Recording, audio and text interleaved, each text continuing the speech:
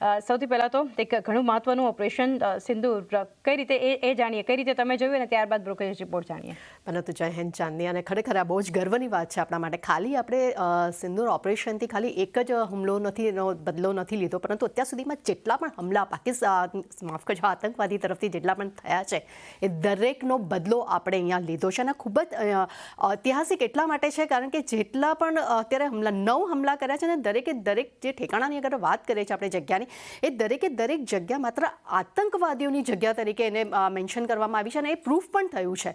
અને તને ચાંદની એક વાત પણ કહીશ કે પુલવામામાં જે હુમલો થયો હતો અને પુલવામા સર્જિકલ સ્ટ્રાઇક જે આપણે પાસ કરી હતી ત્યારે મને યાદ છે હું ટિકટ ડેસ્ક પર હતી તે વખતે ત્યારે, અને હું લાસ્ટ 27 વર્ષથી હું ડેસ્ક પર કામ કરું છું, પણ ત્યારે જે સમાચાર હું જ્યારે લખતી હતી બકાયદા મારા હાથ ધ્રુજતા હતા. મને મેન્ટલી હું એકદમ સ્ટક થઈ ગઈ હતી કે હું આ સમાચારને કેવી રીતે પ્રિડિક્ટ કરું, કેવી રીતે લખું, કારણ કે ટિકટ ડેસ્ક એવું છે જ્યાં સૌથી પહેલાં આપણે સમાચાર ઓનર આપતા હોઈએ છીએ. અને આજે આપણે જે ઓપરેશન સક્સેસ થયું છે ડેફિનેટલી આપણા ભારત દેશ માટે ખૂબ જ એક ગર્વની વાત છે. અને આજે પાકિસ્તાન પાસે કોઈ જ જવાબ નથી, કારણ કે અત્યાર સુધીમાં તો દરેકે દરેક બહાના એમને કાઢ્યા છે, પરંતુ આ વખતે આ બહાનું કાઢવું એમના માટે નામુમકિન છે. ડેફિનેટલી અત્યારે આપણે જોઈ રહ્યા છે કે બોર્ડર પર એ લોકો નાના નાના હમલા કરી રહ્યા છે, પરંતુ ડેફિનેટલી એનો પણ જવાબ આપણે બહુ જ કરાર રીતે આપણે આપવામાં આવશે. અને ડેફિનેટલી હું એટલું જ નહીં, આપણી CNBC બજાર ટીમ તરફથી, મારા તરફથી આપણે જેટલા પણ આ ઓપરેશન્સમાં જેમને ભાગ લીધો છે, PM મોદીને દરવને અને પૂરી મિનિસ્ટ્રી જે છે આપણી મંત્રાલયના, એ દરેકને હું દિલથી થેન્ક યુ કહેવા માગું છું કે આ જે કરારો તેમને જે જવાબ આપ્યો છે એ ખરેખર એક ઐતિહાસિક જવાબ છે. અને પાકિસ્તાને હવે અહીંયાથી સુધરવાની જરૂરત છે અને એમને વસ્તુને સ્વીકારવાની જરૂર છે કે જે થયું છે એ ખરેખર પૂરા ખાલી ભારત માટે જ નહીં, વૈશ્વિક સ્તરે પણ આ એક ખૂબ જ અગત્યનું હતું. અને આના પર જે કાર્યવાહી હવે હોપ કે એ લોકો અહીંયા આગળ ન કરે અને એમ કહી શકાય કે થોડીક એ લોકો પણ સમજે, સ્થિરતા રાખે, જેને કારણે કરીને યુદ્ધ જેવા કોઈ વધારે મોટા સંકેત ન આવી શકે. પણ ઐતિહાસિક દિવસ છે, ખરેખર આપણા દેશ માટે ગર્વની વાત છે આજે.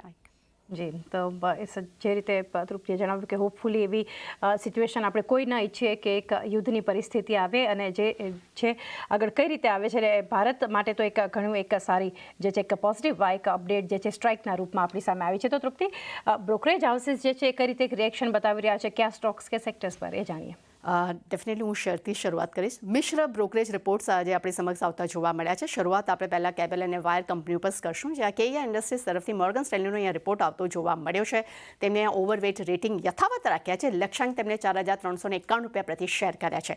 તેમનું માનવું છે કે Q4માં કંપનીનો નફો જે છે તે અનુમાન કરતાં ખૂબ જ મજબૂત આવ્યો છે. એટલું જ નહીં, કેબલ અને વાયર સેગમેન્ટમાં કંપનીનું રેવન્યુ ગ્રોથ જે છે અહીંયા 35% વધતું જોવા મળ્યું છે. અને કેબલ અને વાયર્સમાં ખાસ કરીને એક્સપોર્ટનું અનુમાન જે છે તે પણ એક પોઝિટિવિટી તરફ દેખાડી રહ્યું છે. અને કેબલ અને વાયર સેગમેન્ટમાં એક્સપોર્ટ જે છે કંપનીનું 2.3 ગણાનો એક વધારો થતો જોવા મળ્યો છે, જેને કારણે કરીને કંપનીની સ્થાનિક રેવન્યુ ગ્રોથ જે છે તેનું અનુમાન તેમને 21% પર હવે અહીંયા રાખ્યું છે. એટલે એક પોઝિટિવ રિપોર્ટ અહીંયા આપણે કહી શકાય. અને ખાસ કરીને તેને ઓપરેટિંગ લેવરેજને પણ મજબૂત પ્રોડક્ટ મિક્સમાં માર્જિનનું એક સફળતા પણ અહીંયા એક સપોર્ટ પણ અહીંયા મળતો જોવા મળ્યો છે. ત્યારબાદ સેકન્ડ કાઉન્ટર છે એ પોલીકેબ છે. ગઈકાલે આપણે જોયા ખૂબ જ શાનદાર રિઝલ્ટ એમને જાહેર કર્યા હતા અને આજે બ્રોકરેજ રિપોર્ટ જેફરીઝ તરફથી આવતો જોવા મળ્યો છે. તેમને અહીંયા બાય રેટિંગ્સ આપ્યા છે, ટાર્ગેટ તેમને વધાર્યા છે.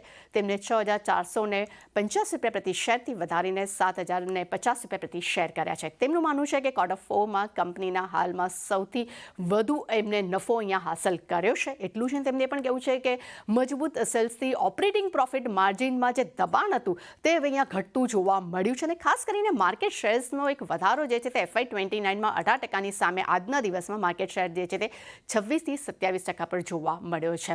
અને એટલું જ તેમને પણ કહેવું છે કે સેલ્સ નફો CAGR જે છે તે 20% થી 26% મજબૂત રહેવાના પણ તેઓ અનુમાન રાખી રહ્યા છે. અને સાથે ઐતિહાસિક 5 વર્ષની સરેરાશ સાથે FY26માં P જે છે તે 34 ગણા પર અહીંયા કંપની અત્યારે બિઝનેસ કરતી જોવા મળી રહી છે. એટલે બંને જ કાઉન્ટર્સ પર ખૂબ જ એક પોઝિટિવ રિપોર્ટ જોવા મળ્યો છે. પરંતુ ત્રીજું છે એવેન્યુ સુપરમાર્ટ, નેગેટિવ રિપોર્ટ્સ અહીંયા જોવા મળ્યો છે. HSBC તરફથી રેટિંગ આપણને ડાઉનગ્રેડ થતા જોવા મળ્યા છે. હોલ્ડથી તેમને રિડ્યુસ કર્યા છે. ટાર્ગેટ તેમને ઘટાડીને 3500 રૂપિયા પ્રતિ શેર કર્યા છે. તેમનું માનવું છે કે Q4માં કંપનીના એબિટા જે છે તે અનુમાનથી ખરાબ રહ્યા છે. કોમ્પિટિશનને કારણે કરીને માર્જિન પર ઇમ્પેક્ટ જોવા મળી છે. એટલું જ નહીં, મેટ્રો શહેરમાં ખાસ કરીને માર્જિન પર નરમાશ પણ જોવા મળી છે, જેને કારણે કરીને તેમને EPS અનુમાન પણ અહીંયા ઘટાડ્યા છે. એટલે ચાની ડેફિનેટલી 3 બ્રોકરેજ રિપોર્ટ છે, પરંતુ કેબલ્સ વાયર્સ માટે પોઝિટિવ છે, જ્યારે એવેન્યુ સુપરમાર્ટ માટે આપણને એક નેગેટિવ રિપોર્ટ જોવા મળી રહ્યા છે. જી, તૃપ્તિ, આભાર આપનો.